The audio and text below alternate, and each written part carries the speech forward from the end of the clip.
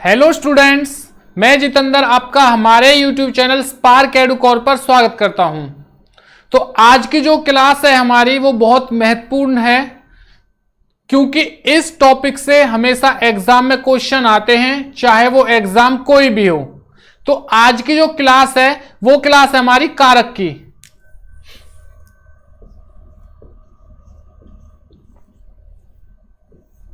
हिंदी में जो आज हमारी क्लास है वो है कारक। कारक को इंग्लिश में कहते हैं केस।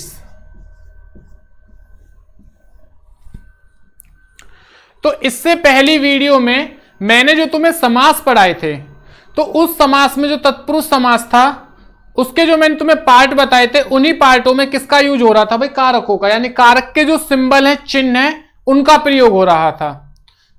तो ये चीज याद रखना, जिन बच्चों के ये कारक टॉपिक कंप्लीट यानी अच्छे से आ गया, उन्हें समास यानी तत्पुरुष समास में कोई भी परेशानी नहीं होगी।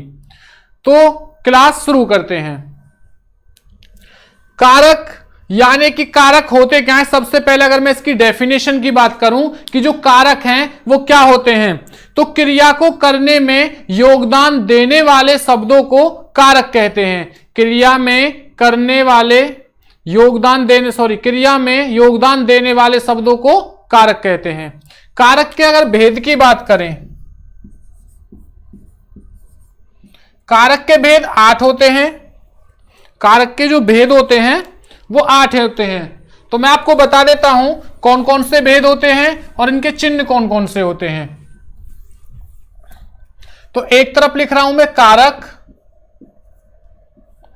दूसरी तरफ लिख रहा हूं मैं इनके चिन्ह, यानी कि किस कारक की जो विभक्ति है वो क्या है। तो पहला जो कारक है वो है कर्ता कारक।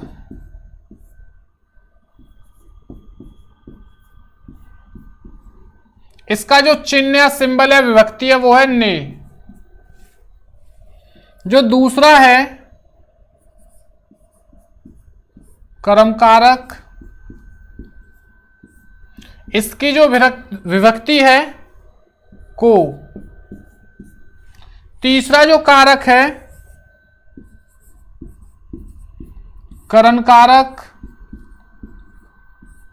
इसकी जो विभक्ति है से या के द्वारा।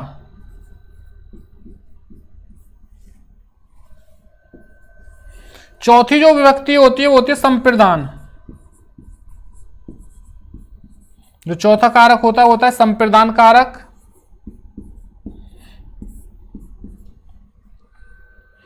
संप्रदान की जो विभक्ति होती है वो होती है के लिए। पांचवा जो कारक होता है वो होता है अपादान कारक।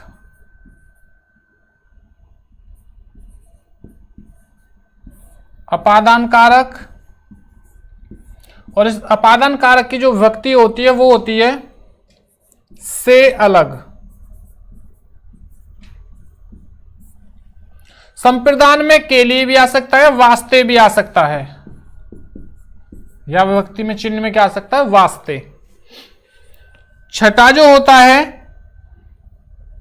कर्ता कर्म करण संप्रदान अपादान करण कारक।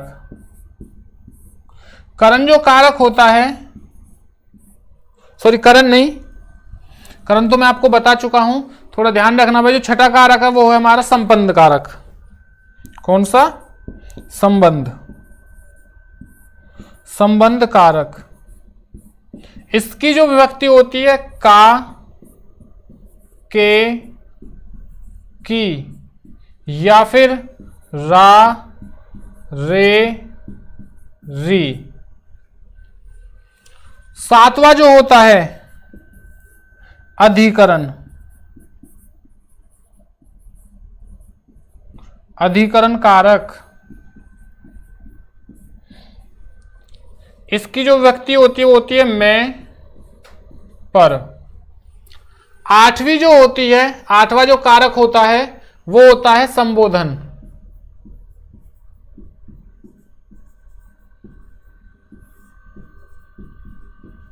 इसकी जो विभक्ति होती है वो होती है हे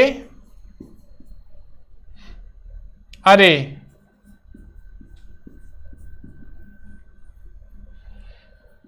ये याद रखना है, इसमें जो ये वाला विस्मयादिबोधक चिन्ह आता है ये हमेशा किस कारक की पहचान है? संबोधन कारक की।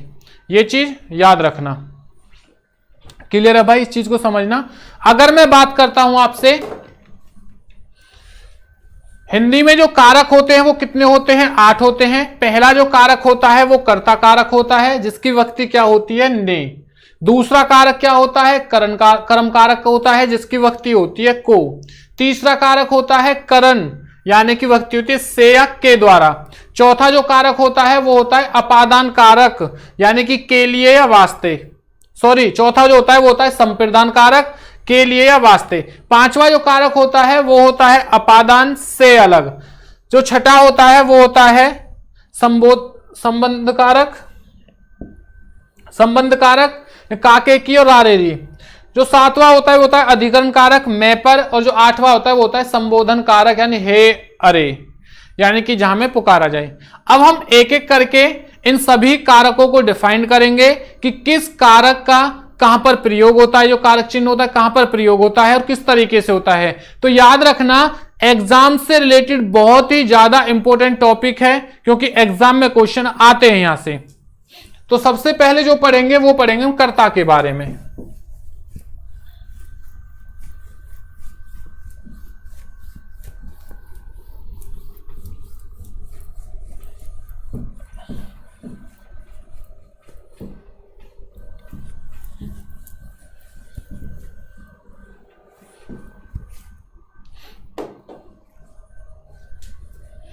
सबसे पहला जो कारक है वो है कर्ता कारक। इसकी कारकवक्ति क्या होती है? ने। समझना, जो एक कर्ता कारक है यह कौन सा कारक है, इस चीज को समझना भाई। तो क्रिया को करने वाला, क्रिया को करने वाला या जिससे क्रिया के बारे में हमें पता चले उसे क्या कहते हैं? कर्ता कारक कहते हैं। मैं अगर एक छोटी सी डेफिनेशन में कहूं तो काम को करने वाला हमेशा क्या होता है? कर्ता। जो काम को कर रहा है वो क्या कहलाता है? कर्ता कहलाता है। और आज हम कर्ता यानी जो कारक है वो दो तरीके से पढ़ेंगे। एक तो कारक चिन्ह, यानी कि किसी भी सेंटेंस में क्या होगा? कारक चिन्ह होगा, और एक विदाउट कारक चिन्ह के पढ़ेंगे। तो क्लियर है? यानी काम को करने वाला क्या होता है? कर्ता होता है। जैसे फॉर एग्जाम्पल, राम ने रावण को मारा। राम ने रावण को मारा, चिन्ह क्या आ रहा है? ने आ रहा है। तो कारक कौन सा हो गया? कर्ता कारक। क्या हो रहा है? कर्ता कारक, यानी क्या है? ने। जैसे सीता खेलती है, सीता खेलती है। राम खाता है। अब क्या हो रहा है? यहां पर कोई कारक चिन्ह है? नहीं है। सीता खेलती है, राम खाता है। क्या हो रहा है? सिर्फ हमें काम के बारे में पता चल रहा है कि काम तो हो रहा है, लेकिन क्या हो रहा है यानी जो कर्म है वो नहीं पता। तो जहां पर सिर्फ काम के करने का पता चले कि काम को कौन कर रहा है, हमेशा कारक कौन सा कहलाएगा? कर्ता कारक। तो इसमें जो कारक है वो कौन सा कारक है भाई? कर्ता कारक। क्लियर है? तो ये चीज समझना, सीता और राम ये क्या है? कर्ता कारक है। तो क्लियर हुआ? समझ में आया ना? तो ये चीज याद रखना। जो दूसरा वो है कारक है वो है कर्म कारक।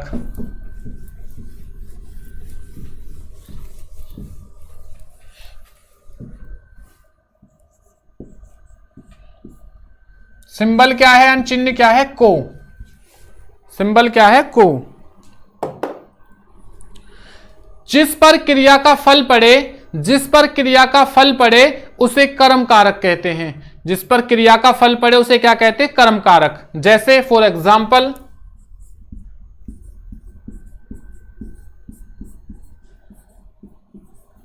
राम भोजन को खाता है।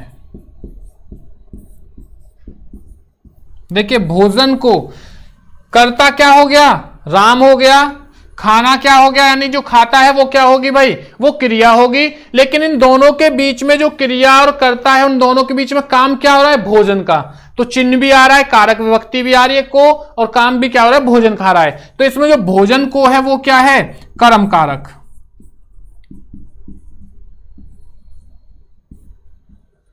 चीज क्लियर है ये। दूसरा सेंटेंस समझना, सीता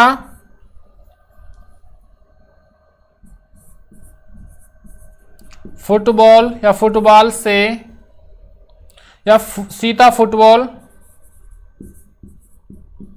खेलती है। सीता फुटबॉल खेलती है, इसमें क्या है भाई, कर्म दे रखा है क्या, फुटबॉल, तो कारक कौन सा होगा, कर्म कारक। समझना इस चीज को। खेलना क्या हो गया, क्रिया हो गई, और सीता क्या होगी भाई, कर्ता हो गया। लेकिन इन दोनों के मध्य कौन सा सेंटेंस इसको जोड़ रहा है, ये काम किसके लिए कर रही है सीता, जो भी काम कर रही है वो काम क्या है, वो जो काम है वो ही क्या होता है, कर्म होता है। तो जिस पर क्रिया का फल पड़े उसे क्या कहते हैं, कर्म कारक। तो क्रिया का फल यानी कि खेलना या खेलने का फर्क किस पे पड़ रहा है, फुटबॉल पे। जो फुटबॉल है वो क्या है, कर्म कारक। चीज समझ में आई आपके। नेक्स्ट जो वो है, यानी कि जो तीसरा कारक है हमारा, तीसरा कारक है करण।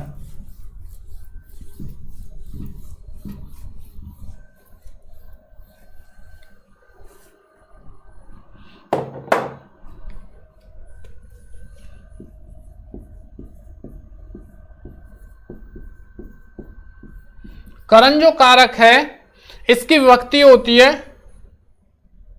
से या के द्वारा। तो इसकी डेफिनेशन समझना,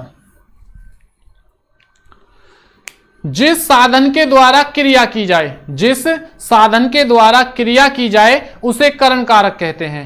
यानी आप किसी भी चीज से जो भी काम कर रहे होंगे वो क्या कहलाएगा, करण कहलाएगा। जैसे फॉर एग्जाम्पल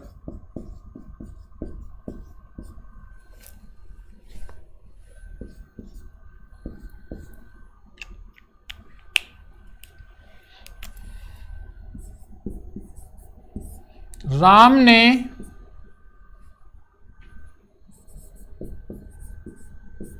चाकू से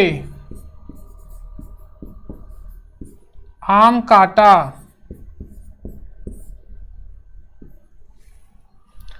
अब क्या आ रहा है यहां, ने भी आ रहा है, से भी आ रहा है, लेकिन जो ये आम काटने की क्रिया हो रही है वो किससे हो रही है, किसी साधन से।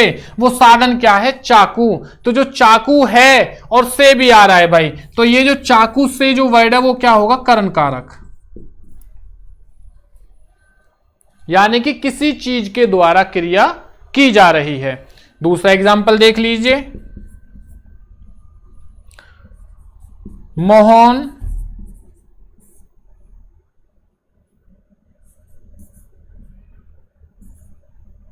पेन से पत्र लिख रहा है या लिखता है। जो पत्र की क्रिया है वो किसके द्वारा हो रही है, लिखना क्या हो गया, क्रिया हो गया, पत्र क्या है भाई, इसमें कर्म है, और जो मोहन है वो करता है। लेकिन जो पत्र की क्रिया हो रही है वो किससे हो रही है, पेन से। किससे हो रही है, पेन से। तो इसमें जो पेन से है वो क्या है, करण कारक।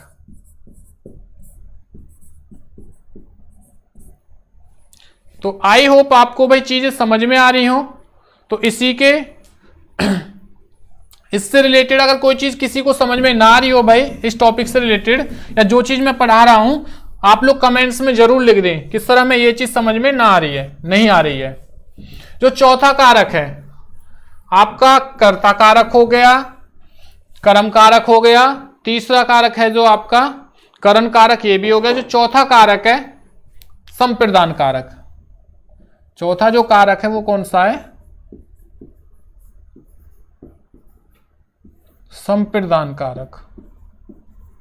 तो जो संप्रदान है इसकी जो कारक विभक्ति है वो है के लिए या फिर वास्ते, यानी कि जिसके लिए क्रिया की जाए, जिसके लिए क्रिया की जाए उसे संप्रदान कारक कहते हैं, ये याद रखना। जैसे फॉर एग्जाम्पल, जिसके लिए क्रिया की जाए उसे संप्रदान कारक कहते हैं। सभी लोग स्वास्थ्य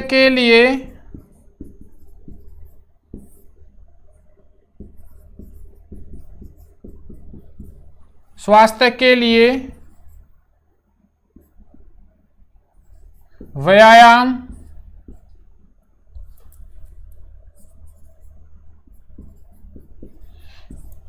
करते हैं।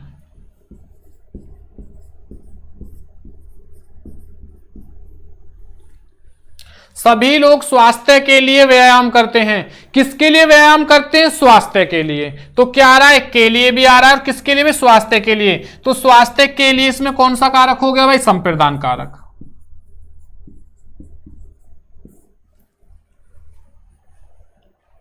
दूसरा एग्जाम्पल देख लेना।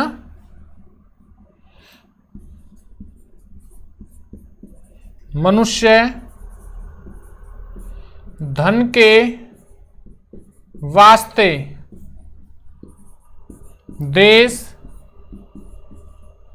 विदेश भटकता है।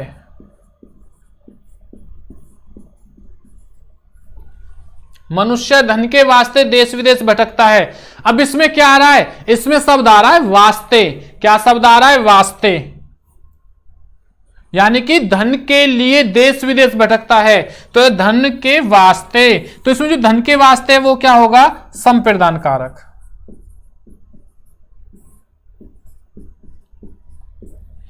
संप्रदान का जो अर्थ होता है वो होता है कुछ। संप्रदान का जो अर्थ है वो क्या होता है? कुछ। जैसे गुरु शिष्य को ज्ञान देता है। जैसे एक एग्जाम्पल और देख लेना। गुरु शिष्य को ज्ञान देता है। तो गुरु क्या दे रहा है? शिष्य को ज्ञान दे रहा है। बात हो रही है देने की। मैंने क्या बोला है कि जहां पर कुछ देने की बात आए, कुछ देना, मैंने आपको क्या बताया? इसका अर्थ बताया संप्रदान का, कुछ देना। तो क्या होगा भाई? गुरु क्या के दे रहा है? ज्ञान दे रहा है। या फिर राजा भिखारी को भीख दे रहा है। यानी कि जहां पर कुछ देने की बात आए हमेशा वो कारक कौन सा कहलाएगा? संप्रदान कारक। तो चलो अब पांचवें कारक की तरफ चलते हैं। जो पांचवा कारक है वो है अपादान कारक। पांचवा कारक कौन सा है? अपादान कारक।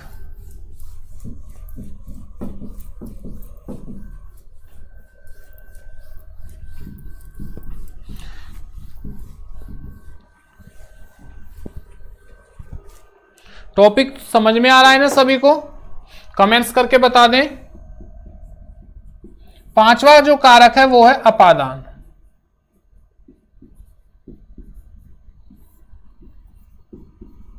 अपादान कारक। देखिए अपादान कारक क्या होता है? अगर मैं अपादान कारक के कारक चिन्ह यानी विभक्ति की बात करूं तो ये होती है से अलग। यानी कि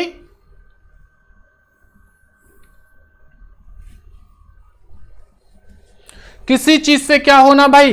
किसी चीज से अलग होना। क्लियर है? इस चीज को देखिए। डेफिनेशन क्या कहती है इसकी?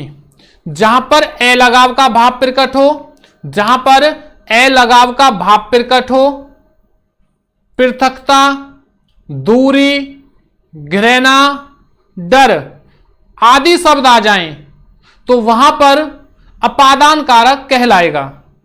कौन कौन से शब्द हो? पृथकता हो या फिर आपका डर हो, घृणा हो, ये हमेशा कौन से शब्द कहलाते हैं? ये हमेशा अपादान कारक कहलाता है। जैसे फॉर एग्जाम्पल,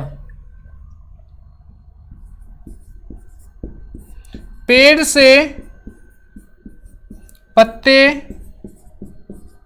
गिरते हैं, पेड़ से पत्ते गिरते हैं, तो कौन सा कारक है भाई? पेड़ से पत्ते गिरते हैं। अब ये मत सोचना सर क्या आ रहा है, से शब्द आ रहा है, तो कर्ता ने कर्म को करण से, कई कहने लोगों सर इसमें तो करण कारक है। नहीं भाई, इसमें क्या हो रहा है, जो पत्ते हैं वो क्या है, पेड़ से अलग हो रहे हैं। क्या हो रहे हैं? पेड़ से अलग हो रहे हैं। तो कारक कौन सा कहलाएगा?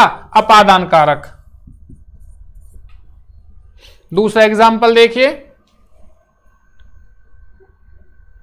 राम सांप से डर गया। क्या हो रहा है? डर शब्द आ रहा है, तो इसमें जो डरना है वो क्या कहलाएगा? जो डरना शब्द है वो कहलाएगा अपादान कारक। एक एग्जाम्पल और देखिए,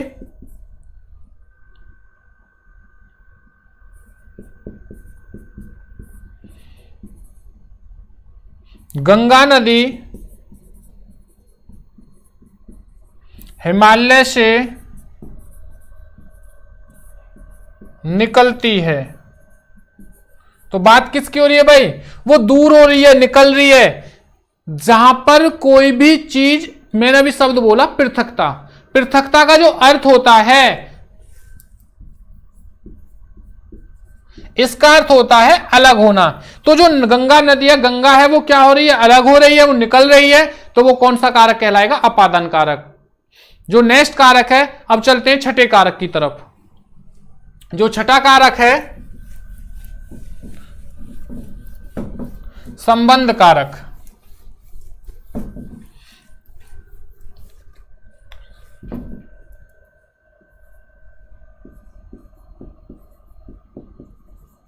संबंध कारक,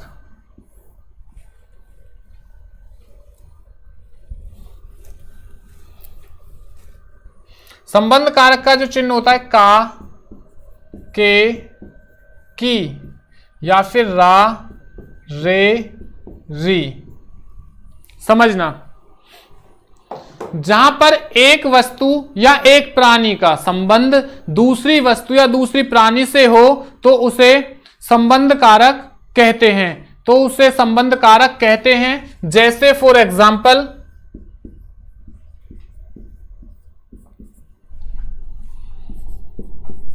राम का भाई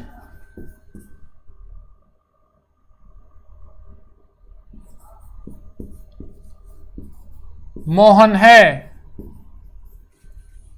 राम का भाई मोहन है, या मोहन का, सॉरी, राम का मोहन भाई है। तो क्या हो रहा है? राम और मोहन का क्या हो रहा है भाई? संबंध हो रहा है। तो इसमें क्या होगा? जो का भाई है वो क्या होगा? संबंध कारक कहलाएगा। दूसरा एग्जांपल देखिए, लड़के का माथा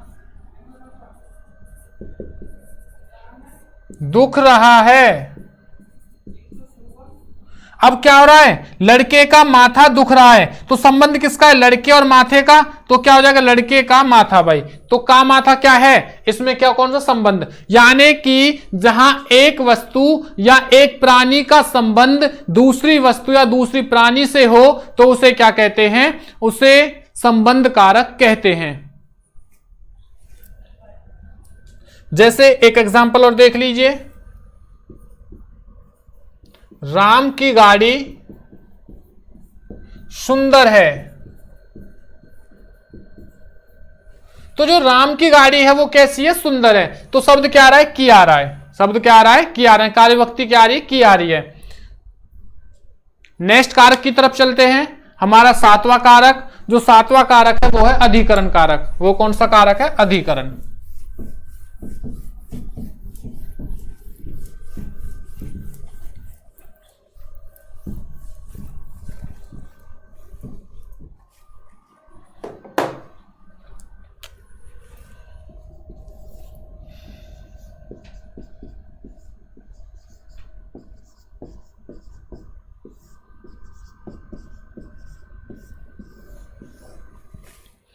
अधिकरण कारक। अधिकरण कारक की जो विभक्ति होती है वो कौन सी होती है? में, पर। मैं आपको इसकी एक पहचान बता देता हूं अधिकरण की। अगर किसी भी सेंटेंस में के ऊपर, के बीच, के नीचे, के अंदर आदि शब्द आ जाएं, के ऊपर, के बीच या के मध्य, के नीचे, के अंदर आदि शब्द आ जाएं तो वह हमेशा अधिकरण कारक कहलाएगा। जैसे फॉर एग्जाम्पल,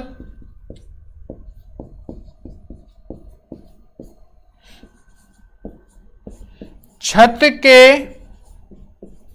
ऊपर कौन है?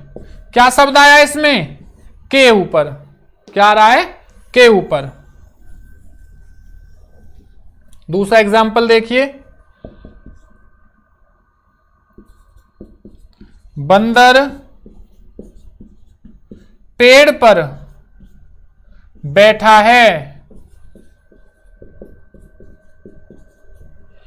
क्या आ रहा है भाई?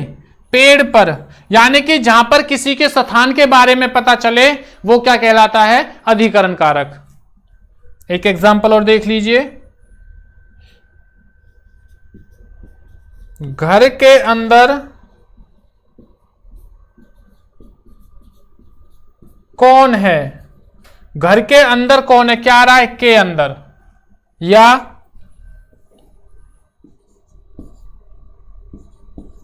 मेरी जेब में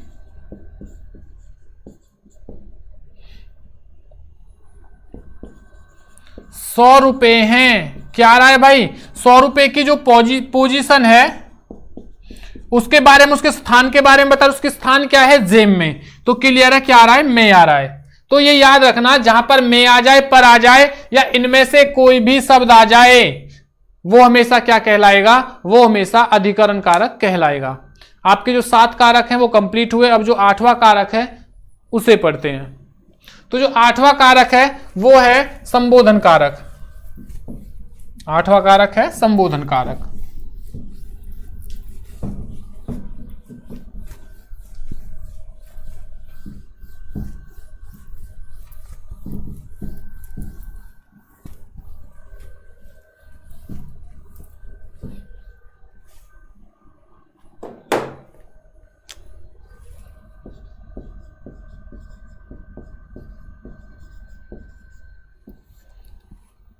संबोधन कारक का जो विभक्ति होती है वो क्या होती है? हे, अरे। देखिए, संबोधन का जो अर्थ होता है, इसका अर्थ होता है पुकारना। जहां पर हम किसी को पुकारें, जहां पर हम किसी को पुकारें वो होता है संबोधन कारक। या जो चीज हमारे पास नहीं है फिर भी हम उसे याद कर रहे हैं, तब भी वो कौन सी चीज होती है? वो संबोधन कारक होता है। जैसे फॉर एग्जाम्पल,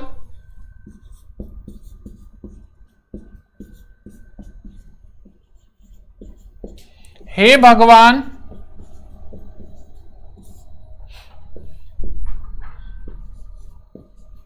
हम सभी का भला करना। हे भगवान, हम सभी का भला करना। तो इसमें जो हे भगवान है वो क्या है? वो संबोधन कारक है। क्यों? क्योंकि भगवान हमारे पास नहीं है तब भी क्या कर रहे हैं? हम उसे याद कर रहे हैं, हम उसे पुकार रहे हैं। तो कारक कौन सा कहलाएगा? संबोधन कारक। जब भी आपको कहीं पे विस्मयादि बोधक चिन्ह, यानी इस तरीके से विस्मयादि बोधक चिन्ह दिखे तो समझ लेना कारक कौन सा कहलाएगा? कारक कहलाएगा संबोधन कारक। दूसरा एग्जाम्पल देख लो,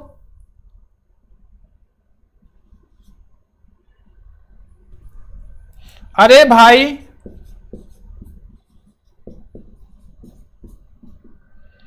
तुम कहां जा रहे हो?